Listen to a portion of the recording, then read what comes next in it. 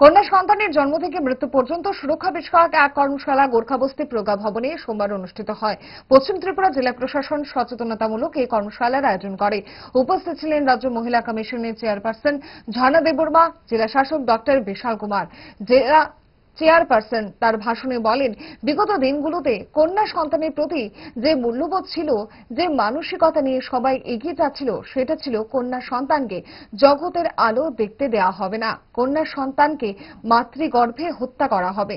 এই বিষয়টি নিয়ে কন্যা সন্তানের সুরক্ষা যদি প্রধানমন্ত্রী নরেন্দ্র মোদী বেটি বাঁচাও বেটি পড়াও প্রকল্প সহ অন্য বিভিন্ন প্রকল্প চালু করেছেন।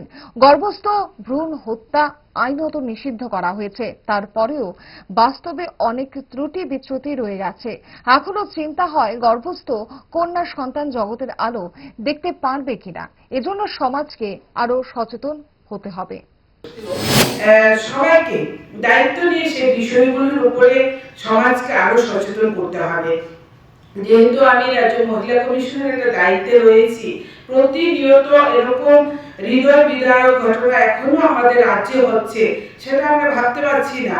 সেই যদি বলি যে আমরা কন্যা সন্তানটাকে, হ্যাঁ অবশ্যই কন্যা সন্তানটাকে জগতের আলো দেখালাম, আমাদের সবার প্রয়াসে হয়তো তাকে আমরা ভূমিষ্ঠ হতে দিলাম, তাকে আমরা এই বাঁচতে দিলাম, কিন্তু সে কন্যা সন্তানটাকে যদি আমরা 13-14 বছরে বিয়ের পিড়িতে নিয়ে যাই, সে চাইল্ড ম্যারেজ তাকে করিয়ে দিই, আমরা যদি সবাই প্রতিরোধ হয়ে না দাঁড়ায়, আমরা যারা দায়িত্বে রয়েছি, তাহলে কিভাবে আমাদের সমাজে সে কন্যা সন্তানরা সুরক্ষিত থাকবে?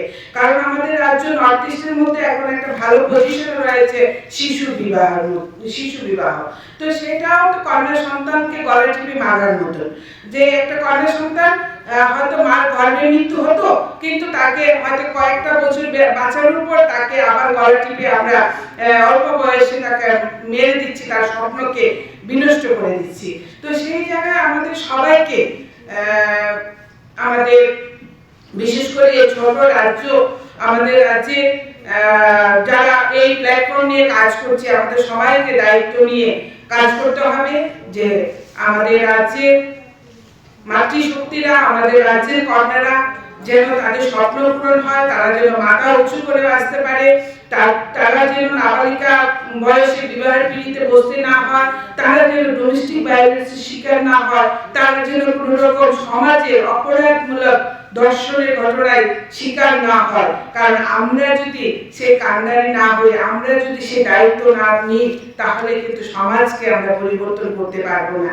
কোন রকমে নাকে মুখে গুজে সারা দিনের জন্য বেরিয়ে পড়া, অম্বলের আর দোষ কি? তাই তারা 5 দশক ধরে গ্যাস, অম্বল ও পেটের সমস্যার একমাত্র সমাধান গ্যাস নল।